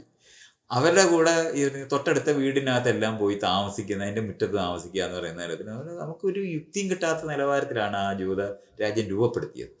അപ്പോൾ എല്ലാവർക്കും ഓഷ്വിറ്റ്സ് നിൽക്കുന്ന പറഞ്ഞാൽ ജർമ്മൻകാരൻ ഇവരെ മുഴുവൻ ചുട്ടു എന്ന് പറയുന്ന ഒരു മോറൽ സ്പേസ് നിൽക്കുന്ന കാരണം കൊണ്ട് ഇതൊരു അനീതിയാണെന്ന് തോന്നുന്നിടത്ത് ആർക്കും പോകാൻ പറ്റില്ല. എല്ലാവർക്കും അതിനകത്തൊരു ന്യായം ഉണ്ടെന്ന് തോന്നുന്നു. കാരണം ഇത്രയും പീഡിപ്പിക്കപ്പെട്ട ജനതയല്ലേ എന്ന് തോന്നുന്നു. പക്ഷേ എന്താണോ നമ്മൾ ഹിറ്റ്ലർ എന്ന് പറയുന്ന പോലുള്ള മനോഭാവമുള്ള മനുഷ്യർ തന്നെയാണ് അവർ. വളരെ സ്പെഷ്യലാണെന്ന് അവർ വിചാരിക്കുന്നവർ തന്നെയാണ്. അവരുകൊണ്ട് മുഴുവൻ പേരെ എക്സ്ക്ലൂഡ് ചെയ്യുന്ന നിലവാരത്തിലാണ് പിന്നെ അവരെ കൊണ്ട് പെരുമാറുന്നത്. ആ പെരുമാറിയിട്ടാണ് ഓരോ തവണയും റെസൊല്യൂഷൻ ഇവരെ അവസാനം ഇവിടുന്ന് ഓടിക്കാൻ തീരുമാനിക്കുന്ന അറബികളെ അവിടെ ഉണ്ടായി. അപ്പോഴത്തേനും അത് ഭയങ്കര മോറൽ ഇഷ്യൂ ആയി. ഇത്രയും പാടുപെട്ട് കിടന്ന ആളുകളെല്ലാം കൂടെ ഒരിടത്ത് ജീവിക്കാൻ തുടങ്ങിയ സമയത്ത് അവരെ ഓടിക്കണം. കാരണം ഇവർ ചെയ്തുകൊണ്ടിരിക്കുന്ന കാര്യം നേരിട്ട് ആരും ഒന്നും കാണുന്നില്ല. ഇന്ന് നമുക്ക് വിഷ്വൽ മീഡിയ ഉള്ളതുകൊണ്ടാണല്ലോ നമ്മൾ കാണുന്നത്. മറ്റേ കേൾക്കത്തേ ഉള്ളല്ലോ. ലോകവ്യാപകമായ മീഡിയ മുഴുവനും ഈ അമേരിക്കയിലും ഇംഗ്ലണ്ടുകാരനാണ് കൈകാര്യം ചെയ്യുന്നത്. അവർ കൊടുക്കുന്ന ന്യൂസേ ലോകത്ത് കിട്ടത്തുള്ളൂ. എന്നും നമുക്ക് കേൾക്കാൻ പറ്റും ഈ ആളുകൾ ഭയങ്കര മോശമാണെന്ന്. അങ്ങനെ വളരെ തീവ്രമായ മോശപ്പെട്ട ഒരു ഇമേജ് ഈ അറേബ്യൻസിനെ പറ്റി ലോകവ്യാപകമായി ഉണ്ടാക്കുന്നതിനകത്ത് ഈ അമേരിക്കയും ഇംഗ്ലണ്ടും കൂടെ ചേർന്ന് നടത്തിയതാണ്. സകല മീഡിയ അവരുടെ കയ്യിലാണ്. അത് എല്ലാം അവരാണ് ഉണ്ടാക്കിയത്. ടെക്നോളജി ആദ്യം ഡെവലപ്പ് ചെയ്ത് അവിടെ ആയത് കാരണം കൊണ്ട് ആ സാധനത്തിനകത്ത് മീഡിയ മുഴുവൻ കൈകാര്യം ചെയ്യുന്ന അവരായി മാറുകയും അവരുടെ ഫ്രെയിംവർക്കിൽ കൂടെ മാത്രമാണ് ലോകത്തെ എല്ലാവരും അറിയുന്നത്. നമുക്ക് ആഫ്രിക്കയിലുള്ളവർ മുഴുവൻ ആളുകളെ പിടിച്ചു തിന്നുന്ന മാനീറ്റേഴ്സ് ആണെന്ന് പഠിപ്പിച്ചു കളഞ്ഞില്ലേ അവർ? കാനിബാൾസ് ആണെന്ന് പറഞ്ഞ് പഠിപ്പിച്ചില്ലേ? ഇന്നിപ്പോൾ ഭാഗ്യം കൊണ്ട് ആഫ്രിക്കയിലാണ് മനുഷ്യരുണ്ടായെന്നുള്ള ഒറ്റ കാരണം കൊണ്ട് മാത്രമാണ് ഇന്നിപ്പം അവർക്ക് എന്തെങ്കിലും തലയുയർത്തി നിൽക്കാൻ പറ്റുന്നത്. മറ്റേത് മുഴുവനും എന്ന് പറഞ്ഞാൽ കൊടുങ്കാടാണ് എന്ന് പറഞ്ഞാൽ ആഫ്രിക്കയിൽ നമ്മുടെ നാട്ടിലുള്ള കാട് പോലും ഇല്ലെന്നുള്ള കാര്യമാണ് യാഥാർത്ഥ്യം. ഇംഗ്ലണ്ടിലിരുന്ന് ടാർസനെ ഉണ്ടാക്കി. നമ്മൾ ആലോചിക്കണം, വള്ളിയിൽ ഞാന്ന് പോകുന്നു, ഒരു വള്ളി പോലും ഉള്ള ഒരു മരം അവിടെ ഇല്ല. ആകെപ്പാടെ കോങ്കോയിൽ ഇന്ത്യയിൽ നമ്മുടെ ഈ കേരളത്തിലുള്ള കൊടുങ്കാടെന്ന് നമ്മൾ പറയുന്ന ഒരു കാടും ആഫ്രിക്കയിൽ കാടുള്ള കുറച്ച് സ്ഥലമുണ്ട്. അത് കോങ്കോയിലാണ്. അവിടെ ഒരു നദിയുണ്ട്. ഈ ആഫ്രിക്കയിലെ 2 വലിയ നദിയാണുള്ളത്. നൈലാണ്. അവിടെ വലിയ സിവിലൈസേഷൻ ഉണ്ടായി. അത് കഴിഞ്ഞിട്ട് ഈ കോങ്കോയിലാണ് പിന്നെ ഉണ്ടായിരുന്നത്. വേറെ ഒന്നും നദിയില്ലാത്ത കാരണം കൊണ്ടാണ് ശരിക്കും പറഞ്ഞാൽ രാജ്യം വികസിക്കാതെ പോയത്. അവിടെയുള്ള പാവം പിടിച്ച ഗ്രാമീണരെ മുഴുവൻ പിടിച്ചോണ്ട് പോയി സ്ലേവ്സ് ആക്കിയവന്മാരെല്ലാം സിവിലൈസ്ഡാണ്. ഇതൊക്കെയാണ് നമ്മൾ മനസ്സിലാക്കേണ്ടത്. മുഴുവൻ ലക്ഷക്കണക്കിനാണ്, 20 മില്യൺ എങ്ങാണ്ടാണ്. എന്ന് പറഞ്ഞാൽ 2 കോടി ജനതയോടാണ് ഈ സ്ലേവ്സ് ആയിട്ട് കൊണ്ടുപോയത്. ആ കൊണ്ടുപോയ ആൾക്കാരെ മുഴുവനും അവരെല്ലാവരും അൺസിവിലൈസ്ഡ് ആകുകയും സ്ലേവ്സിനെ ഓൺ ചെയ്യുന്നവനെല്ലാം സിവിലൈസ്ഡ് ആയി മാറുകയും ചെയ്യുന്നതിൻ്റെ ചരിത്രമാണ് നമ്മൾ ഈ കാണുന്നതും വായിക്കുന്നതും കേൾക്കുന്നത്. ഇത്രയും നമ്മൾ അറിയേണ്ടതുണ്ട്. ഞാൻ പറഞ്ഞില്ലേ, ആഫ്രിക്കയിൽ മനുഷ്യരുണ്ടായില്ലായിരുന്നെങ്കിൽ അവരുടെ കാര്യം പോക്കായി. മറ്റേത് യൂറോപ്യൻസ് മുഴുവൻ അവർ സ്പെഷ്യലാണെന്ന് വിചാരിച്ച് പ്രചരിപ്പിച്ചു. അത് ഈ ജൂതന്മാർ എന്താണ് ആര്യന്മാരെന്ന് പറയുന്ന വിഭാഗം മാത്രമൊന്നുമല്ല. ആ യൂറോപ്പിലുള്ള മുഴുവന്മാരും വെളുത്തിരിക്കുന്ന കാരണം അവന്മാർ സ്പെഷ്യലാണെന്ന് വിചാരിക്കുന്നവർ തന്നെയാണ്. അങ്ങനെയാണ് ലോകം മുഴുവനും 2ാം തരമായിട്ട് കാണുന്നവരാണ്. ഓസ്ട്രേലിയ പോയിട്ട് അവിടുത്തെ ആ അബോർജിൻസ് എന്ന് വിളിക്കുന്ന ആൾക്കാരെ മുഴുവനും ആഫ്രിക്കയിൽ നിന്ന് ആദ്യം പോയ ജനതയാണ് അവർ. ആ ജനതയെ എല്ലാം സിവിലൈസ്ഡ് ആക്കാൻ വേണ്ടി അവരുടെ ഭാഷ സംസാരിച്ചാൽ നാക്ക് മുറിച്ചു കളയാൻ. ഇവരെ നന്നാക്കാൻ വേണ്ടി ക്ലാസ് റൂമിൽ കൊണ്ടുവന്നിരുത്തി പഠിപ്പിക്കുമ്പം അറിയാതെ അവരുടെ ഭാഷ മിണ്ടിയ നാക്ക് മുറിക്കും. നമുക്ക് അതിനെ ഓരോന്നൊന്ന് പഠിക്കണം. ഇതിൽ വേറെ ഒരു കാര്യം മൈക്കിനെ പറഞ്ഞപ്പോ ഈ ബ്രാഹ്മണി എന്നുള്ള രീതിയിൽ സവിശേഷരായി നിൽക്കുക എന്ന് പറയുന്നത് അതേ ഇതിന്റെ നേരെ ഓപ്പോസിറ്റ് മെത്തേഡ് തന്നെ ഇവർക്കെതിരെ ഹിറ്റ്ലർ ഉപയോഗിച്ചിട്ടുള്ളത്. അത് തന്നെയാണ് അയാൾ ഇതിനകത്ത് അയാളുടെ വിരോധം തീർക്കാൻ ഇവർ മോശമാണെന്ന് പ്രചരിപ്പിക്കും. ഇതേ എന്താണോ ഹിറ്റ്ലർ അത് തന്നെയാണ് ജൂതന്മാരും. ഒരു വ്യത്യാസം നമുക്ക് നോക്കേണ്ട കാര്യമില്ല. അവർ തമ്മിലുള്ളത് ഞാൻ പറഞ്ഞാൽ അമേരിക്കൻ സിവിൽ വാർ എന്ന് പറയുന്നത് 2 ഇംഗ്ലീഷുകാർ തമ്മിലുള്ള സമരമാണത്. അല്ലാതെ ലോക്കൽ ജനതയായിട്ടുള്ളതല്ല. ബാക്കിയുള്ളിടത്തെ കോളനൈസേഷനെതിരായിട്ട് നടന്ന സമരം എന്ന് പറയുന്നത് മറ്റേ അമേരിക്കക്കാർ അവിടുത്തെ നമ്മൾ നേറ്റീവ് അമേരിക്കൻസ് എന്ന് വിളിക്കുന്നവരുമായിട്ട് ഒരു സമരവും ഇല്ല, ഒരു യുദ്ധം ഉണ്ടായിട്ടില്ല. അവരെ ഇല്ലാതാക്കി തിന്ന് തീർക്കുന്ന അത്രയും അവർ കളഞ്ഞതാണ്. അതുകൊണ്ട് നമ്മൾ അതൊക്കെ മനസ്സിലാക്കേണ്ടതാണ്. അല്ല അമേരിക്കൻ സിവിൽ വാർ എന്ന് പറയുന്നത് സ്വാതന്ത്ര്യ സമരത്തിൻ്റെ ആദ്യത്തേതാണെന്ന് ഞാൻ പറയുമ്പോഴും അതിൻ്റെ കണ്ടന്റ് വേറെയാണെന്ന് ഞാൻ അതുകൊണ്ടാണ് പറഞ്ഞത്. അത് 2 യൂറോപ്യൻസ് ഉള്ള ഞാൻ മറ്റ് യൂറോപ്യൻ രാജ്യങ്ങളിൽ നിന്ന് കുടിയേറിയവരും ഇംഗ്ലണ്ടിൽ നിന്ന് കുടിയേറിയവരും തമ്മിലുള്ള വഴക്കാണ് സത്യത്തിൽ അവിടെ ഉണ്ടായത്. അല്ലല്ല, അങ്ങനെ ഒരു സംഭവം ഇല്ല. അതിനുള്ള ആളില്ലാതായിപ്പോയി. ലിറ്ററലി കൊന്ന് തീർത്ത് കളഞ്ഞ്. പിന്നെ ഈ സ്മാൾ പോക്സ് പിടിച്ചാണ് ബാക്കിയുള്ളവർ ചത്തത്. അതുകൊണ്ട് യൂറോപ്പിൽ നിന്ന് സ്മാൾ പോക്സുമായിട്ടാണ് ആദ്യമായിട്ട് ഈ കൊളംബസും ഒക്കെ അങ്ങോട്ട് ചെന്നത്. അതുകൊണ്ട് അവിടെ പിടിച്ച് മുഴുവൻ എണ്ണവും ചത്തു. കാരണം അവർക്ക് ഇതിന് റെസിസ്റ്റൻസേ ഇല്ല. അപ്പോൾ അതുപോലുള്ള സാധനങ്ങളെല്ലാം സംഭവിച്ച് ഞാൻ ഇത് പറയാൻ ശ്രമിക്കുന്നതെന്ന് പറഞ്ഞാൽ നമ്മൾ ഈ പറയുന്ന ജൂതന്മാരെന്ന് പറയുന്നവരുടെ യഥാർത്ഥത്തിൽ ഒരു വിഭാഗം ജനതയ്ക്കും സത്യത്തിൽ ഇഷ്ടമല്ലായിരുന്ന ഒരു സ്ഥലമുണ്ടായിരുന്നു. അത് മുഴുവനും ഹിറ്റ്ലറുടെ കൊലപാതകം കൊണ്ട് ന്യായമുള്ളവരായി ജൂതന്മാർ മാറി. അവർ കഷ്ടം പിടിച്ചവരായി മാറി. ആ മോറൽ നിലപാടെടുത്തിട്ടാണ് ഈ പാലസ്തീനുണ്ടാക്കി അതിനകത്തുണ്ടായിരുന്ന ജനങ്ങളെ മുഴുവനും പുറത്താക്കുന്ന എല്ലാ സാധനത്തിനും എപ്പോഴും ഓൾഷ്വിറ്റ്സ് എടുത്ത് കാണിക്കും. ഈ റോമൻ കാലത്തും ഒത്തിരി ജൂതന്മാരെ കൊന്നെടുക്കുന്നുണ്ട്. അല്ല, അത് ആ ചോസൻ ഫ്യൂ എന്ന് പറഞ്ഞിട്ട് ഇവർ വളരെ കളക്റ്റീവായിട്ട് മറ്റുള്ളവരുമായിട്ട് മിങ്കിൾ ചെയ്യത്തില്ല. ഇത് ആദ്യം തൊട്ട് തുടങ്ങിയതാണിത്. ഇവർ സ്പെഷ്യൽ ആണെന്നാണ് ഇവർ തന്നെ സ്വയം വിശ്വസിക്കുന്നത്. കാരണം അതാണ് ചോസൻ ഫ്യൂ. വേറെ ഒരാളുമായിട്ട് കൂട്ടുവിടത്തില്ല. അതുകൊണ്ട് റോമക്കാരുടെ കാലത്ത് തൊട്ട് ഇവരോടുള്ള വിരോധം ഉണ്ടാകുന്നതിൻ്റെ പ്രധാന കാരണമാണ്. നമ്മളിപ്പോൾ ക്രിസ്ത്യൻ സമൂഹം എന്ന് പറയുന്നവർക്ക് ജൂതന്മാരോട് വിരോധം തോന്നുന്നു. യേശുക്രിസ്തുവിനെ കൊന്നാണ്. യേശുക്രിസ്തു ജൂതനായിരുന്നുള്ള കാര്യം എല്ലാവരും അങ്ങ് മറന്നുപോയി ഇതിനിടയ്ക്ക്. നമ്മളിതൊക്കെ മനസ്സിലാക്കാനുള്ള അവരുടെ ഇടയിലുള്ള വഴക്കുകളാണ് അതൊക്കെ. കൂടിയ ജൂതന്മാരും കുറഞ്ഞ ജൂതന്മാരും ഒക്കെ ഉണ്ട്. ഇത് വളരെ റേസിസ്റ്റുകളായിട്ട് ഈ ഇസ്രയേലിനകത്തെ ജൂതന്മാർ പരസ്പരം പെരുമാറുന്ന സ്ഥലമുണ്ട്. നമ്മുടെ ഈ ഇന്ത്യയിലേക്കാളും ജാതി നിലനിൽക്കുന്ന സമൂഹമാണത്. വേറെ ഞാൻ പാവം പിടിച്ച സ്ഥലങ്ങളിൽ നിന്നൊക്കെ ചെന്നിട്ടുണ്ട്. ഇവിടെ അവർക്കൊന്നും അവിടെ ഒരു സ്ഥാനമില്ല എന്നുള്ളതൊക്കെ നമ്മൾ അറിയണം. അത് ഞാൻ ആ വിഷയം പറയാനൊന്നും അല്ല ഞാൻ ഈ ശ്രമിക്കുന്നത്. ഈ രാജ്യം ഉണ്ടാകുക എന്ന് പറയുന്നത് വളരെ നമുക്കൊരു ഇമാജിൻ ചെയ്യാൻ വയ്യാത്ത തരത്തിൽ മര്യാദഘട്ട പ്രവർത്തനം ചെയ്യും. അത് 50കളിൽ ആണ് അത് അങ്ങനെ ചെയ്യുന്നതെന്ന് ഓർക്കണം. യുദ്ധം കഴിഞ്ഞിട്ടുള്ള സമയത്താണ് അത് ആരംഭിക്കുന്നതെന്ന് ഓർക്കണം. 48ലാണ് അത് ആരംഭിക്കുന്നത്. അന്ന് തൊട്ട് എന്ന് പറഞ്ഞാൽ ആ യുദ്ധം കഴിഞ്ഞ ഉടനെ തൊട്ട് ഈ ജൂതന്മാരെ മുഴുവൻ കയറ്റി അവിടെ എത്തിക്കുക എന്ന് പറയുന്ന സാധനമാണ്. അതേസമയത്ത് അവിടെ ജീവിച്ചിരുന്ന ജൂതന്മാരുണ്ട്. ഒരു പ്രശ്നമില്ലാതെ അവിടുത്തെ ജനങ്ങളുമായിട്ട് ജീവിച്ച് പോകുന്ന ഒരു വിഭാഗം അവിടെ ഉണ്ട്. ഇസ്രയേലിൽ തന്നെ നമ്മൾ ഈ രണ്ടെണ്ണത്തിനെയും കാണാൻ പറ്റും. സയനിസ്റ്റുകളെന്ന് നമ്മൾ വിളിക്കുന്ന ഈ നെതന്യാഹുവിൻ്റെ വിഭാഗം എന്ന് പറയുന്നവരാണ് ഈ തരത്തിൽ സകല ഒപ്പോസിഷനെ ഏത് തരത്തിലും അവരുടെ ഉന്മൂലനം എന്ന് പറഞ്ഞ കൺസെപ്റ്റ് ഡെവലപ്പ് ചെയ്തിട്ടുണ്ട്. അവർ ഈ 15 വയസ്സിന് മേപ്പോട്ടുള്ള മുഴുവൻ പേരും കൊന്നുകളയുക എന്ന് പറയുന്നതൊക്കെ അവർ ചെയ്യുമായിരുന്നു. കുറേ നാളത്തേക്ക് ഇവർ വളർന്നു വരണമല്ലോ. അതിനുശേഷമാണ് അതിനേക്കാളും ചെറിയ ആൾക്കാരെ വെടിവെക്കാനായിട്ട് തുടങ്ങിയത്. അവരുടെ തിയറിയാണത്. ഈ സാധനങ്ങൾ പഠിപ്പിക്കുക എന്ന് പറയുന്നത് ലോകവ്യാപകമായി അവർ എല്ലാ രാജ്യത്തും ഒരു റെവല്യൂഷൻ എവിടെങ്കിലും ഈ ജനങ്ങൾ സമരം ചെയ്യുന്നുണ്ടോ അവിടെ പോയി അവിടുത്തെ ഭരണാധികാരികൾക്ക് ഉപദേശം കൊടുത്ത് ചെയ്യുന്ന പണികളായത്. ഈ ഇന്ത്യക്കാർ ഈ അവന്മാരോട് ചേർന്ന് ഈ വടക്കേ ഇന്ത്യയിലെ RSSകാർ മുഴുവനും അവന്മാരുടെ കൂടെ കൂടുന്നത് ഈ ആളുകൾ അങ്ങനെയാണ് ഈ വയറ് കയറി കൊല്ലുന്ന യുക്തിയൊക്കെ വരുന്നത്.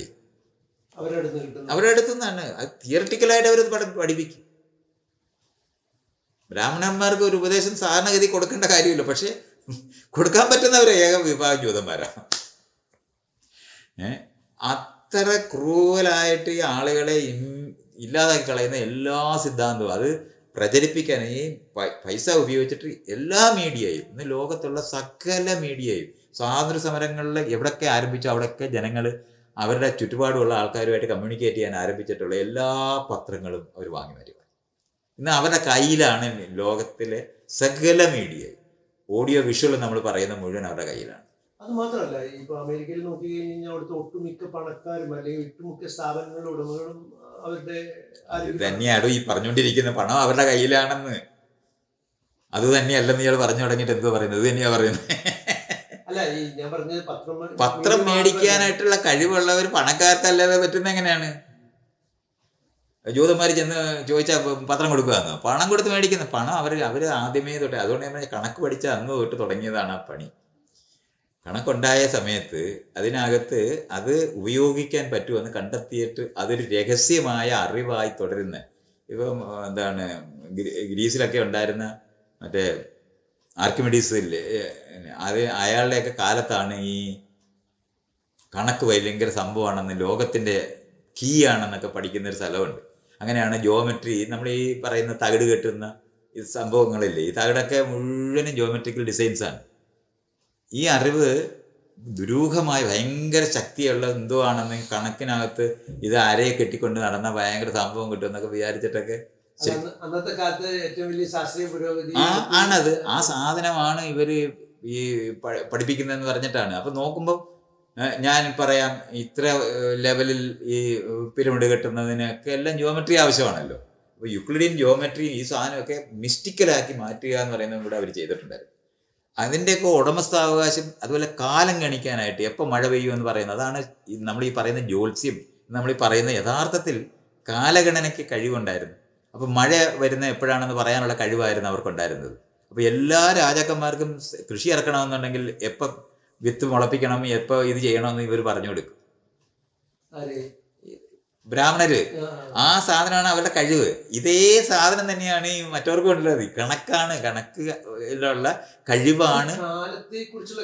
അത് അതാ സീസൺ ഉണ്ടാകുന്നത് ഭയങ്കര ഇതാണ്.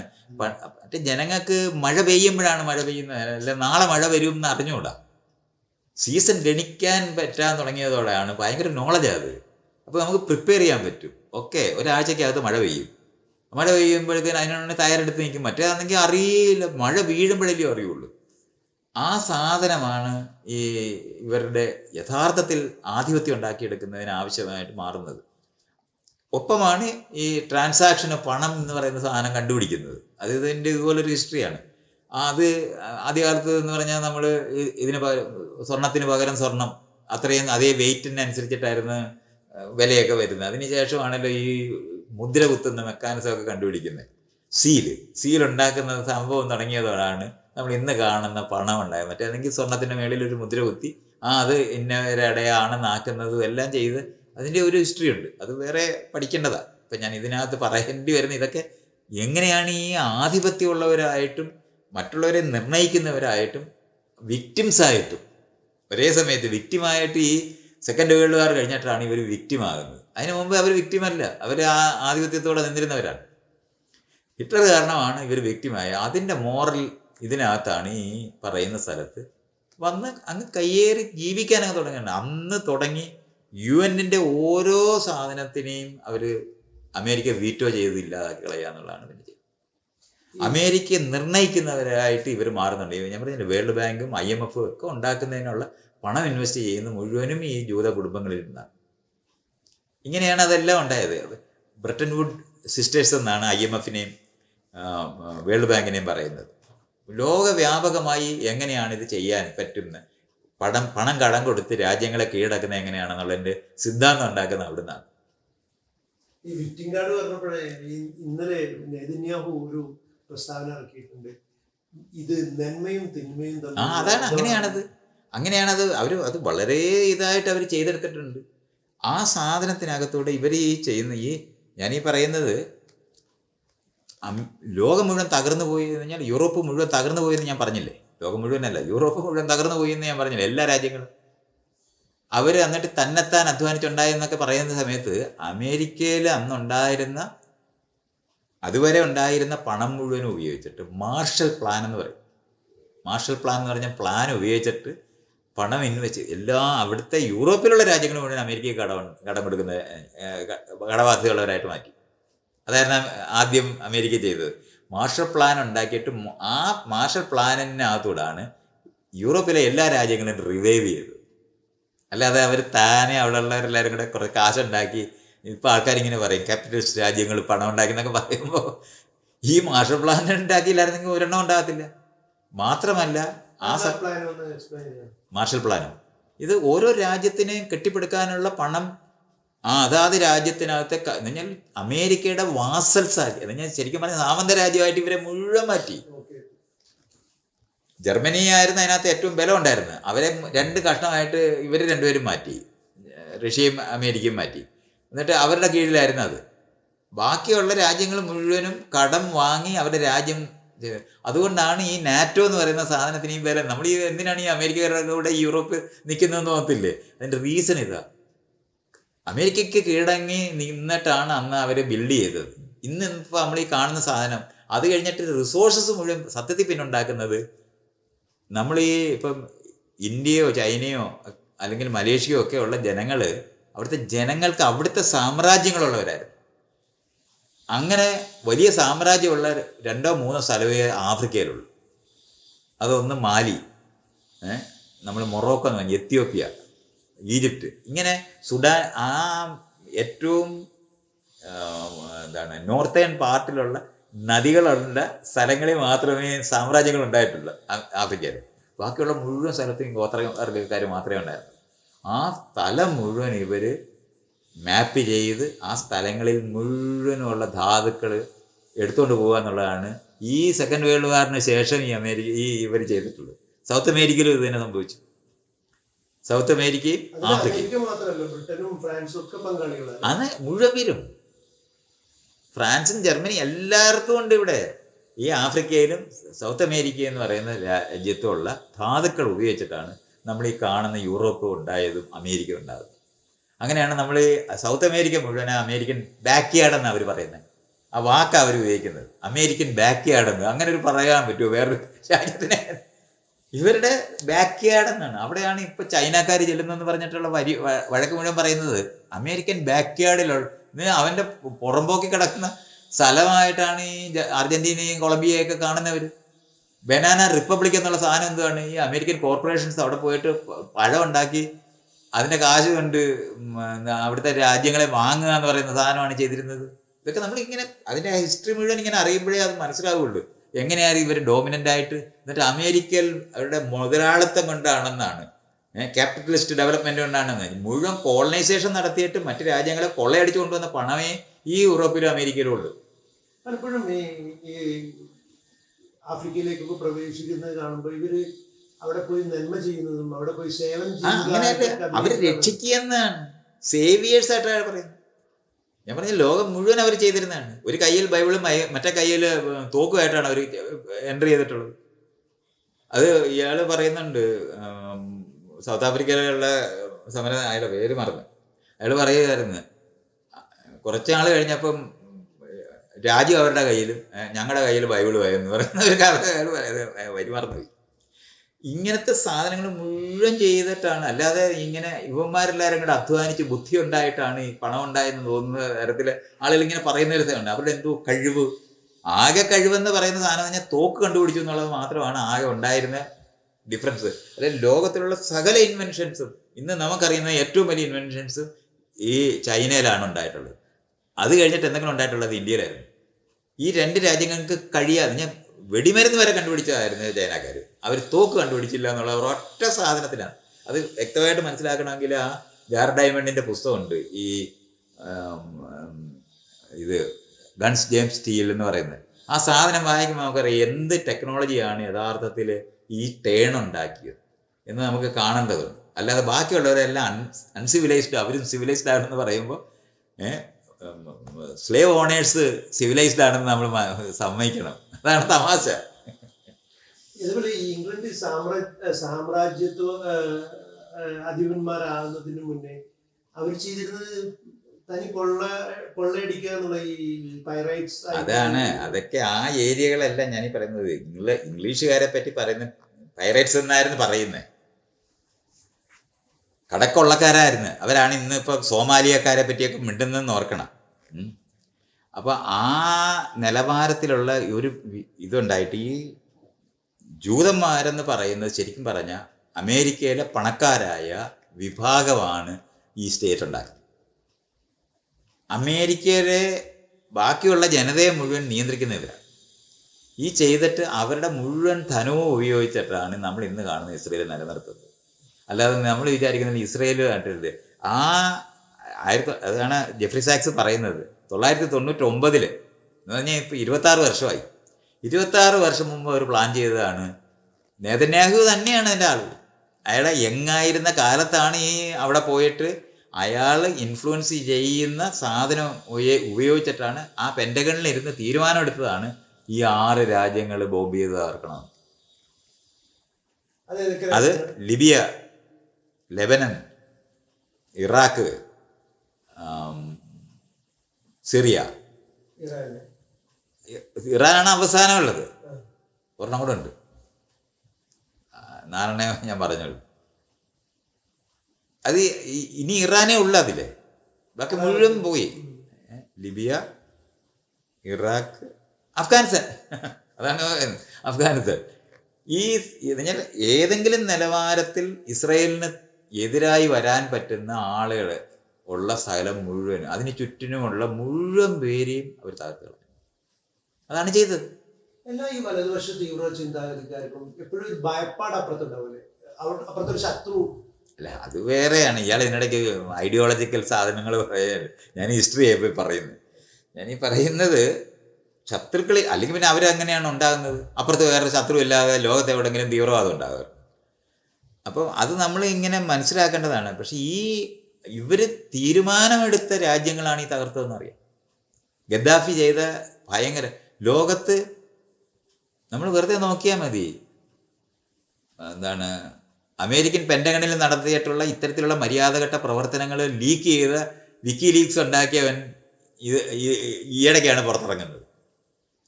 സ്നോഡൻ ജനാധിപത്യത്തിനെ പറ്റി ഭയങ്കര പറയുന്ന സമയത്ത് ഒഫീഷ്യൽ സീക്രട്ട് ആക്ട്, രാജ്യസുരക്ഷയ്ക്ക് വേണ്ടി ഞങ്ങൾ ചെയ്യുന്ന കാര്യങ്ങളെന്ന് പറഞ്ഞിട്ട് എവിടെയാണ് രാജ്യസുരക്ഷ? ഈ അറബി രാജ്യങ്ങള് അമേരിക്കക്കാരുടെ എന്താണ് ഇത് അയൽ രാജ്യമാണ്. നമ്മളിതൊക്കെ പറയുമ്പോൾ ഒരു ഇല്ലേ, വിയറ്റ്നാം യുദ്ധം ചെയ്തിരിക്കുന്ന അയൽ രാജ്യമായിട്ടാണ്. ഇത് മുഴുവൻ ഇവർ ചെയ്തിട്ടുണ്ട്. അത് മുഴുവനും അവിടുത്തെ ജനത വളരെ ഭീകരരാണെന്ന് ആദ്യം പ്രചരിപ്പിക്കും. സദ്ദാം ഹുസൈൻ എന്ന് പറയുന്ന ലോകത്തിലെ ഏറ്റവും വലിയ ഭീകരനാണെന്ന്, ഗദ്ദാഫി ലോകത്തിലെ ഏറ്റവും വലിയ ഭീകരനാണെന്ന് പ്രചരിപ്പിക്കും. ഇങ്ങനെ ചെയ്ത് പട്ടിയെ പേപ്പട്ടി ആക്കിയിട്ടാണ് ഇവർ സകലതും ബോംബ് ചെയ്തിട്ടുള്ളത്. അതുകൊണ്ടാണ് ലിബിയയും ഇറാഖും അഫ്ഗാനിസ്ഥാനും ലെബനനും ഇന്ന് എന്താണ് ഒരു രാജ്യം സിറിയ ഇത്രയും തകർത്ത് കഴിഞ്ഞവർ. ഇനി ഒരെണ്ണം കൂടെ ഉള്ളു ഇറാൻ എന്താണ് ആണവായുധം ഉണ്ടാക്കുന്നത്. ആണവായുധം ഉണ്ടാക്കാൻ ഒരു അനുവാദം ഇല്ലാതിരിക്കുന്ന ഇസ്രായേലിൻ്റെ കയ്യിൽ എങ്ങനെയാണുള്ളത്? 90 എണ്ണം കണ്ടുണ്ട്. ഒരു അനുവാദം അവർക്കില്ല, പക്ഷെ അവർക്കുണ്ടാക്കാം. ഇറാൻ ഉണ്ടാക്കിക്കൂടാന്നാണ് പറയുന്നത്.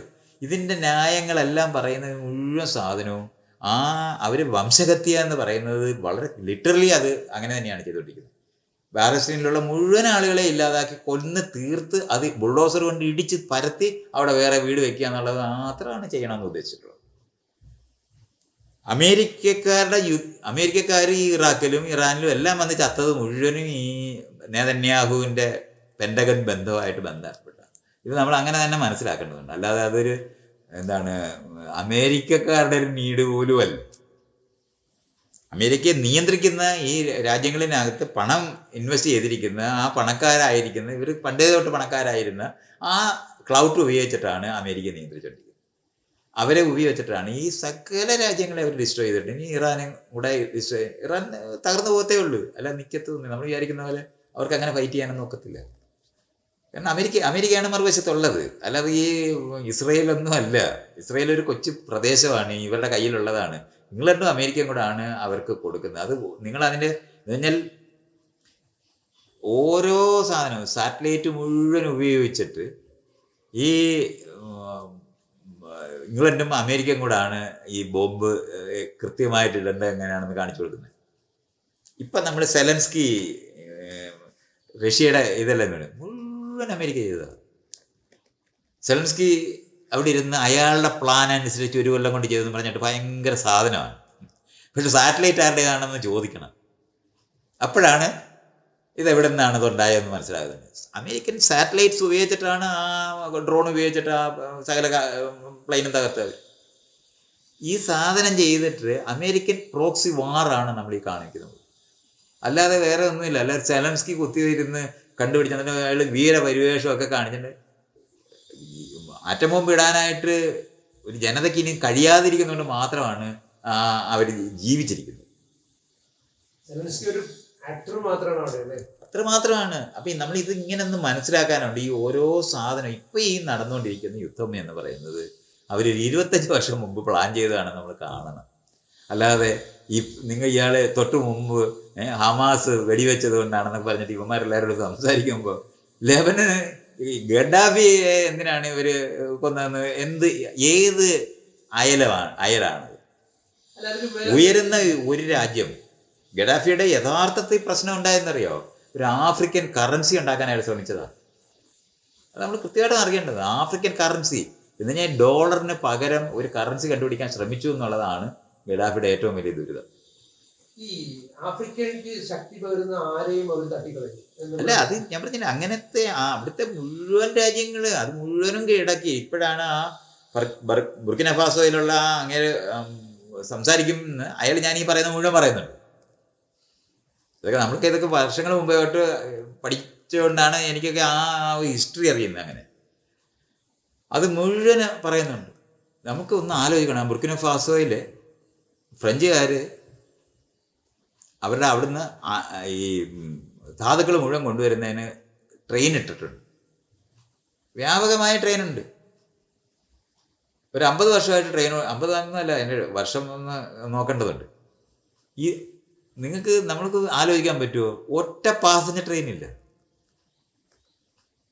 നമ്മളൊന്ന് ആലോചിച്ച് നോക്ക്. ഇപ്പം ഇന്ത്യ മുഴുവനും ബ്രിട്ടീഷുകാർ ട്രെയിൻ ഇടുമ്പോൾ ആളുകൾ യാത്ര ചെയ്യാനുള്ള പ്ലെയിനെങ്കിലും ഇതിടുന്നുണ്ട്, ട്രെയിൻ ഇടുന്നുണ്ട്.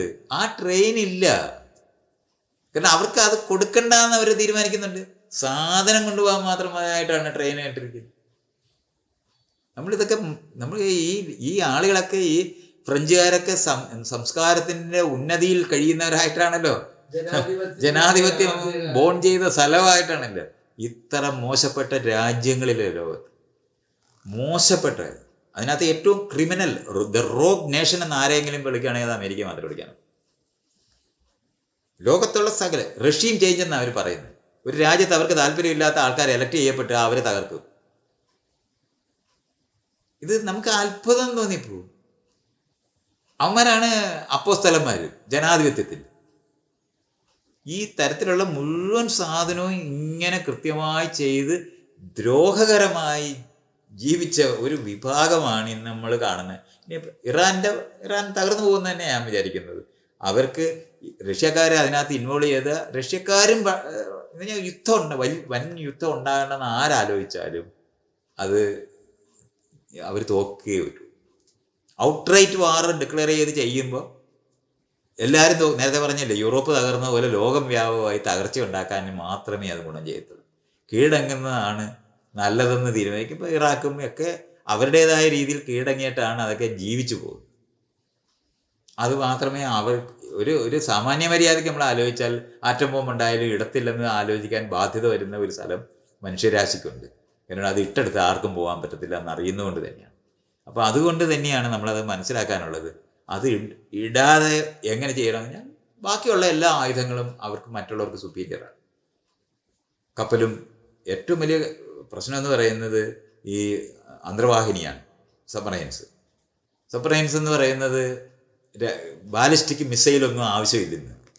നമ്മൾ ആൾക്കാരിങ്ങനെ ആൻറ്റി ബാലിസ്റ്റിക് മിസൈലും ഒക്കെ ഉണ്ടാക്കി വെച്ചിരിക്കുന്നത് കഴിഞ്ഞാൽ ഇവിടുന്ന് പറക്കുമ്പോൾ പകുതി വഴിക്ക് വെച്ചിട്ട് ഡിറ്റക്ട് ചെയ്തിട്ട് അതിന് പ്രതിരോധം തീർക്കാൻ പറ്റുന്ന പണികളെല്ലാം സാറ്റലൈറ്റ് ഉപയോഗിച്ചിട്ട് ചെയ്യാൻ പറ്റും.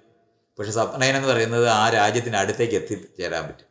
അവിടുന്ന് ഒരു ബാലിസ്റ്റിക് മിസൈൽ അയച്ചാൽ അത് ഡിറ്റക്ട് ചെയ്ത് എന്തെങ്കിലും ആക്ഷൻ എടുക്കുന്നതിന് മുമ്പേ അത് തല വീഴും. അതുകൊണ്ട് ഈ സബ്മറൈനുള്ള രാജ്യങ്ങളാണ് ഇന്ത്യക്കുണ്ട്, റഷ്യക്കുണ്ട്. അതുകൊണ്ട് റഷ്യ ആക്രമിക്കാത്തവർ ഈ ബാലിസ്റ്റിക് മിസൈല് ലോഞ്ച് ചെയ്യാൻ പറ്റുന്ന സബ്മറൈനുണ്ട്. സബ്മറൈൻ എന്ന് പറയുന്നത് ഇപ്പം ഇംഗ്ലീഷുകാർക്കുണ്ട്, ജർമ്മൻകാർക്കുണ്ട്, ഇന്ത്യക്കാർക്കുണ്ട്, അമേരിക്കക്കാർക്കുണ്ട്, ഇംഗ്ലീഷുകാർക്കുണ്ട്. ഇവർക്ക് ഇത്രയും പേര് അതുകൊണ്ടെന്ന് പറഞ്ഞാൽ ഒരു രാജ്യത്തിനകത്ത് ഇവിടുന്ന് നമ്മളിപ്പോൾ അമേരിക്കയിൽ നിന്ന് ഒരു മിസൈൽ അയച്ചാൽ അത് യൂറോപ്പിൽ എത്തുന്നതിന് ടൈം ആവശ്യമില്ല ഈ സബ്മറൈനിൽ നിന്ന് വിട്ടാൽ. അതുകൊണ്ടാണ് അതൊക്കെ ഭയങ്കര നിർണ്ണയിക്കുന്ന സാധനമാണ്. സാറ്റലൈറ്റ് ഉപയോഗിച്ചിട്ട് ഇതേപോലെ ബോംബ് ചെയ്യാൻ പറ്റും. മിലിറ്ററി സാറ്റലൈറ്റുകൾ ഈ അമേരിക്കക്കാരും റഷ്യക്കാരും എല്ലാം ഇട്ടിട്ടുണ്ട്. അത് നേരെ താഴോട്ട് ഇടും. അതിനൊന്നും ഒരു ഡിഫൻസ് ആർക്കും ഇല്ല. ഇതൊക്കെ നമ്മൾ മനസ്സിലാക്കണം. അതുകൊണ്ട് ആ രാജ്യങ്ങൾ നിർണ്ണയിക്കും മറ്റുള്ളവരെ. എല്ലാവർക്കും അറിയാം അത് അവരുടെ കയ്യിൽ അങ്ങനത്തെ ആയുധങ്ങളുണ്ട്. അതുകൊണ്ട് ഈ ചെറിയ യുദ്ധങ്ങളെ ചെയ്യാൻ പറ്റത്തുള്ളൂ. കീഴടങ്ങി നിൽക്കുക, കീഴടക്കി ജീവിക്കുക എന്നുള്ള സ്ഥലത്താണ് ഇപ്പോഴും ഉള്ളത്. കീഴടങ്ങി നിൽക്കുക, ആ യുക്തിക്കകത്താണ് നിൽക്കുന്നത്. അതുകൊണ്ട് ഈ കാണിക്കുന്ന മുഴുവൻ സാധനവും അവർ നേരത്തെ പ്ലാൻ ചെയ്തതിൻ്റെ എക്സിക്യൂട്ട് ചെയ്യുന്നതിനാണ്. പട്ടിയെ പേപ്പട്ടി ആക്കുക എന്ന് പറയുന്നത്. ഇപ്പം നമ്മൾ ഈ IS എന്ന് പറയുന്നത് മുഴുവൻ അമേരിക്ക ഉണ്ടാക്കിയതാണ്. ബിൻ ലാദനെ അമേരിക്ക ഉണ്ടാക്കിയതാണ്. ഇത് നമ്മൾ ഒരു തെറ്റിദ്ധാരണമുണ്ട്. അഫ്ഗാനിസ്ഥാനുള്ള മുഴുവൻ പേരെ ആം ചെയ്തത് അമേരിക്ക. അത് അന്ന് റഷ്യക്കെതിരായിട്ട്, അന്ന് സോവിയറ്റ് യൂണിയനെതിരായിട്ട് സമരം ചെയ്യുന്നതിന് വേണ്ടി മാത്രം ഉണ്ടാക്കി അവർക്ക് കൊടുത്ത സാധനങ്ങളാണ് ഇപ്പൊ അവരുടെ കയ്യിൽ മുഴുവൻ ഇരിക്കുന്നത്. ഇപ്പൊ അറബ് രാജ്യങ്ങൾക്കെതിരെയായിരുന്നെങ്കിൽ മുന്നേ അവര് മുഴുവൻ സോഷ്യലിസ്റ്റ് രാജ്യങ്ങൾക്കെതിരെ സോഷ്യലിസ്റ്റ് രാജ്യങ്ങൾക്കെതിരെ സംഘടിപ്പിക്കാൻ വേണ്ടി ഇവരെ ഉപയോഗിച്ചിരുന്നതാണ്. അറബ് രാജ്യങ്ങൾ എന്ന് പറഞ്ഞാൽ അമേരിക്കയുടെ ഒപ്പം നിൽക്കുന്നവർ സൗദി അറേബ്യയിൽ എന്താണ് എന്തെങ്കിലും ചെയ്യുന്നുണ്ട്, ഖത്തറിനോട് വല്ലതും ചെയ്യുന്നുണ്ട്? ഒന്നും ചെയ്യത്തില്ല. കാരണം അവിടുത്തെ ഓയിലല്ല അവർക്കാണ് കൊടുക്കുന്നത്. ഈ അവിടെ രാജാവെന്ന് പറയുന്നവരെ മുഴുവൻ നിലനിർത്തുന്നത് അമേരിക്കയാണ്. അപ്പൊ ജനാധിപത്യ ചർച്ചയില്ല. ഇതൊക്കെ നമ്മൾ മനസ്സിലാക്കണം. എവിടെയാണോ ഇറാനിലൊക്കെ ഒന്നുമില്ലെങ്കിൽ ഒരു ഒരു ഒരു പാർലമെന്റ് ഉള്ള സ്ഥലമാണ്, തെരഞ്ഞെടുപ്പുള്ള സ്ഥലമാണ്.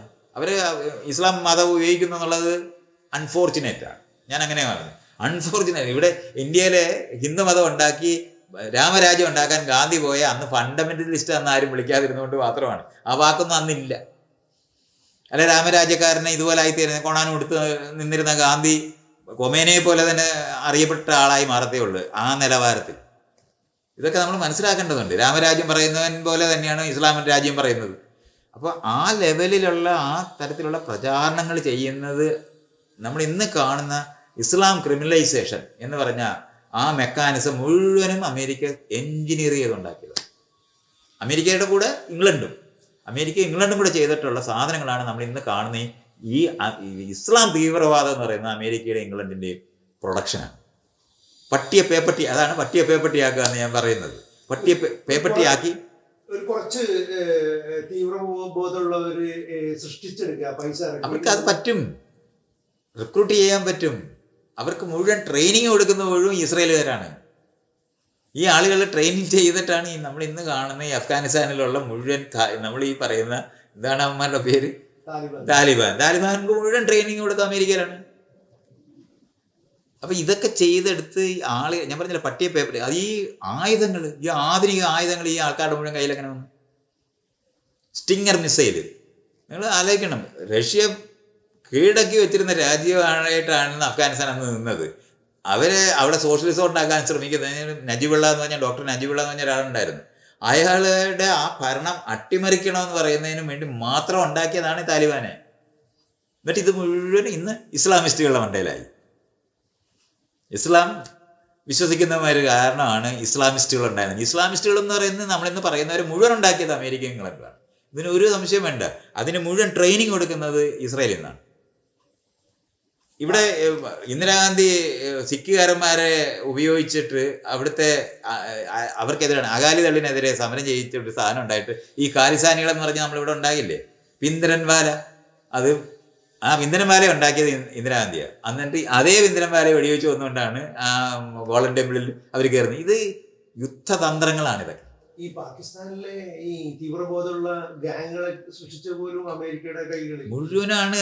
ഈ സോവിയറ്റ് യൂണിയനെതിരായിട്ട് ആ കാലത്ത് അവർ ആം ചെയ്ത് ഉണ്ടാക്കിയതാണ്. അന്ന് പാകിസ്ഥാനിനെ ഒരു തീവ്രവാദി സ്റ്റേറ്റ് ആയിട്ട് അവർ ഡിക്ലെയർ ചെയ്യുന്നില്ലല്ലോ. പക്ഷെ പണ്ടവരത് ഇടയ്ക്കിടയ്ക്ക് പറയും. പക്ഷെ ഇവർ തന്നെയാണ് ട്രെയിനിങ് കൊടുക്കുന്നവർക്ക്. പാകിസ്ഥാൻ പറഞ്ഞിട്ടാണ് ഈ ബിൻ ലാദനെ അവിടെ കണ്ടെത്തുന്നത്. എന്നിട്ട് അമേരിക്ക വളരെ രഹസ്യമായി കണ്ടെത്തിയതാണെന്നുള്ള ലൈനിലുള്ള ഒബാമയുടെ ഒക്കെ പറച്ചിലൊക്കെ കേൾക്കണം. അഭയം കൊടുക്കുന്നതും പിടിക്കാൻ മുഴുവൻ സാധനം ഈ ആളുകൾ ചെയ്യുന്നത്. ഇപ്പൊ നമ്മള് വെറുതെ നോക്കിയാൽ മതി, ആ സിന്ധ്, ബലൂചിസ്ഥാൻ, ഈ സ്ഥലങ്ങളിൽ മുഴുവൻ കലാപം ഉണ്ടാകത്തില്ലേ, സ്വാതന്ത്ര്യ സമരങ്ങൾ. ഇതിനകത്ത് നമ്മുടെ രാജ്യത്തിന് യാതൊരു പങ്കുമില്ല എന്നുള്ള നിലവാരത്തിലുള്ള ഈ പറച്ചിൽ ഇത് മുഴുവൻ നമ്മളിങ്ങനെ കാണണം. എന്തൊരു ദ്രോഹമാണ് ഈ മനുഷ്യന്മാർ ഓരോ സമൂഹമായിട്ടിരുന്ന് ചെയ്യുന്നതെന്നറിയാം.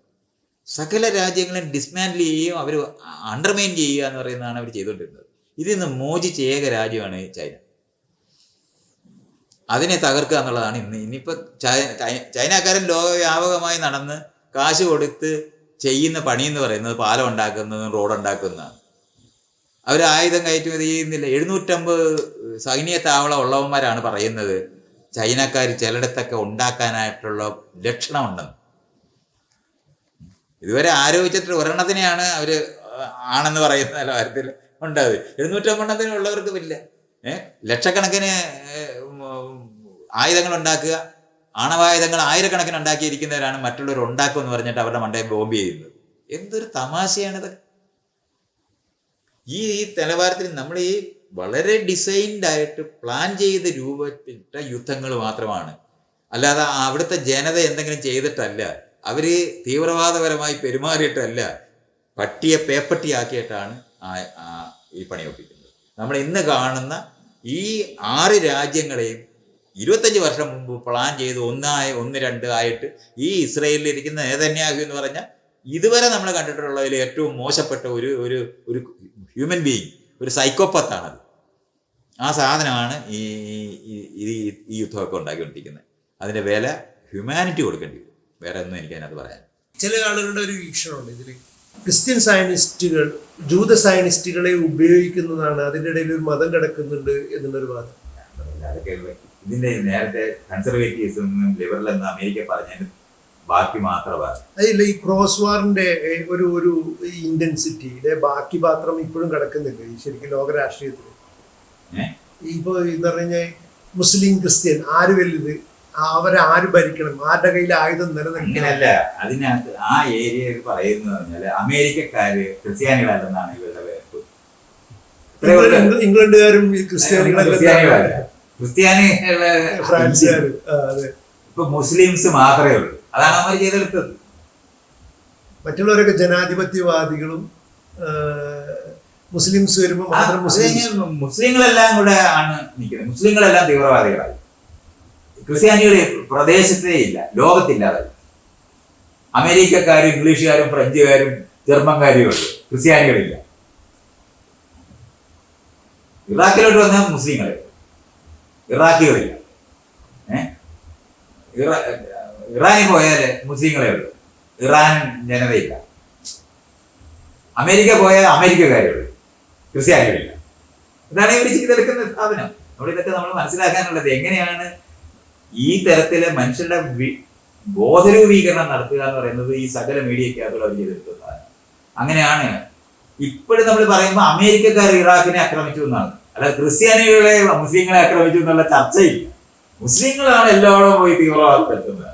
ലോകവ്യാപകമായി നടന്ന് സകല രാജ്യങ്ങളെ അട്ടിമറിക്കുന്ന ക്രിസ്ത്യാനികളെ പറ്റി ചർച്ച ചെയ്യും. ഇത്രയാണ് നമ്മൾ മനസ്സിലാക്കേണ്ടത്. ഇത് മുഴുവൻ ഇതാണ് മീഡിയയിൽ ഉപയോഗിക്കുക. എങ്ങനെയാണ് ഉപയോഗിക്കുന്നത്? ഒരു ഇസ്ലാം മതത്തിന് ഒരു പ്രകടനം എനിക്ക് യാതൊരു താല്പര്യമില്ലാത്ത, പക്ഷെ ഈ പ്ലേസ് ചെയ്തിരിക്കുന്ന മെക്കാനിസം അത് വൺ സൈഡഡ് ആണ്. ക്രിസ്ത്യാനികൾ തന്നെയാണ് മുസ്ലിങ്ങളെ ആക്രമിച്ചുകൊണ്ടിരിക്കുന്നത്, അല്ലാതെ അമേരിക്കക്കാര് ഇറാഖിനെ ആക്രമിച്ചിട്ടില്ല എന്ന് തന്നെ നമ്മൾ അത് കൃത്യമായിട്ട് മനസ്സിലാക്കുന്നു. ഒരു സംശയമില്ല.